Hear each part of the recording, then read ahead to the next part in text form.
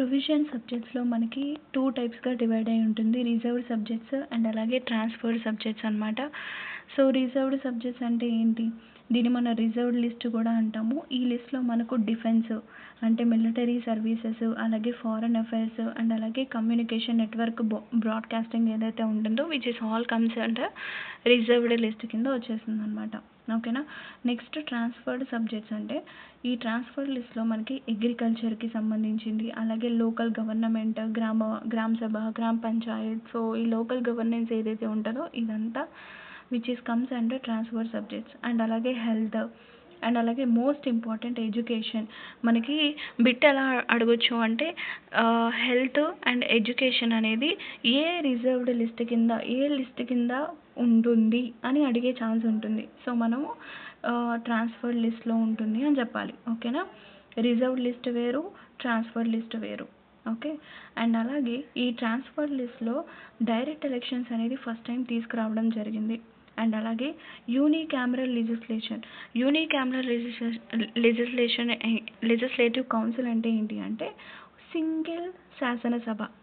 ఓకేనా? సింగిల్ శాసనసభని తీసుకురావడం జరిగింది. ఓకేనా? లెజిస్లేటివ్ కౌన్సిల్ అంటే శాసనసభ, యూనికామరల్ అంటే సింగిల్. ఓకేనా? సింగిల్ స్టేట్ కౌన్సిల్ అనేది తీసుకొచ్చారనమాట. ఇందులో మనకి మెయిన్గా ఈ ఎడ్యుకేషన్ అనేది ఏ రిజర్వ్ లిస్ట్ కింద ఉంది అనేది చాలా ఇంపార్టెంట్ అనమాట. ఓకేనా? సో, ఇది మనకి గవర్నమెంట్ ఆఫ్ ఇండియా యాక్ట్ 1919కి సంబంధించిన లిస్టులు అనమాట. ఓకే. నెక్స్ట్ చూసుకుంటే గవర్నమెంట్ ఆఫ్ ఇండియా యాక్ట్ 1935. ఇది కూడా చాలా ఇంపార్టెంట్ యాక్ట్. అండ్ ఉన్న యాక్ట్స్లో కల్లా లెంతియెస్ట్ యాక్ట్ ఏదైతే ఉంది అంటే ఇది గవర్నమెంట్ ఆఫ్ ఇండియా యాక్ట్ 1935. ఓకేనా?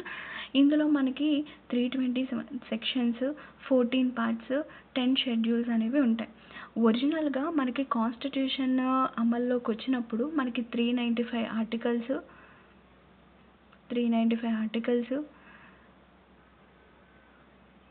18 పార్ట్స్, 12 షెడ్యూల్స్. ఇది వేరే. ఇది మనకి కాన్స్టిట్యూషన్ అమల్లోకి వచ్చినప్పుడు ఉన్న ఇవి. బట్ ఈ యాక్ట్ ప్రకారంగా మనకున్న సెక్షన్స్ 321 సెక్షన్స్, 14 పార్ట్స్ అండ్ అలాగే 10 షెడ్యూల్స్. సపరేట్గా అడుగుతాడు.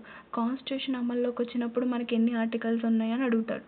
But government of India act 1935 act ఉన్నప్పుడు, అమల్లో ఉన్నప్పుడు అప్పుడు ఎన్ని పార్ట్స్ ఉన్నాయని అడుగుతాడు. అప్పుడు మనకి 14 పార్ట్స్ అని చెప్పాలి. ఓకే. సో, క్వశ్చన్ క్లారిటీగా చూసుకోవాలి.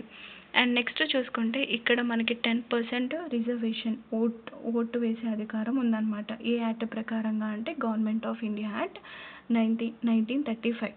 సో, ఉన్న యాక్ట్స్ అన్నిట్లో ఇంపార్టెంట్ యాక్ట్ ఏదైనా ఉంది అంటే అది గవర్నమెంట్ ఆఫ్ ఇండియా యాక్ట్ 1935 మాత్రమే. ఓకేనా? అండ్ ఇక్కడ మనకి దీని యొక్క మెయిన్ ఫీచర్ ఏంటి అంటే గవర్నమెంట్ ఆఫ్ ఇండియా యాక్ట్ 1935 కింద ఆల్ ఇండియా ఫెడరేషన్ అనేది తీసుకొచ్చారు. ఇక్కడ ఫెడరేషన్ అంటే ఏంటి సెంట్రల్ అలాగే స్టేట్ ఈ రెండు కలిసి పరిపాలించే విధానాన్ని మనము ఫెడరేషన్గా చెప్తాం. ఓకేనా? సెంట్రల్ స్టేట్ యొక్క పరిపాలనే ఫెడరేషన్ కింద మనం చెప్తాం. నెక్స్ట్ ప్రావిన్షియల్ అటానమీ అంటే ఏంటి? ప్రావిన్షియల్ అటానమీ అంటే స్టేట్కి సంబంధించిన అధికారాలు అనమాట. ఓకేనా? అండ్ నెక్స్ట్ చూసుకుంటే రిజర్వేషన్ తీసుకొచ్చారు. Right to vote. So, 10% reservation అనేది ఈ యాక్ట్ ప్రకారంగా తీసుకొచ్చారు. ఇదే మనకి గవర్నమెంట్ ఆఫ్ ఇండియా యాక్ట్ 1935. ఓకేనా? చాలా ఇంపార్టెంట్ అనమాట. సో, ఎక్స్పెషల్గా మనం ఇవి చూసుకోవాలి. 321 సెక్షన్, 14 పార్ట్స్, 10 షెడ్యూల్స్. ఓకేనా? మనకి ఎక్కువ ఏపీ కానిస్టేబుల్కి అండ్ ఎస్ఐకి ఎక్కువ మనకి ఇక్కడి నుంచే బిట్టు పడే అవకాశం ఉంటుంది. ఓకేనా? లాస్ట్ టైం కానిస్టేబుల్లో మనకి పార్ట్స్ దగ్గర అడిగాడు అనమాట. అండ్ షెడ్యూల్స్ దగ్గర కూడా అడిగాడు. సో, ఒకసారి చూసుకోండి. ఓకే. అండ్ నెక్స్ట్ లాస్ట్ది ఇండియన్ ఇండిపెండెన్స్ యాక్ట్ 1947.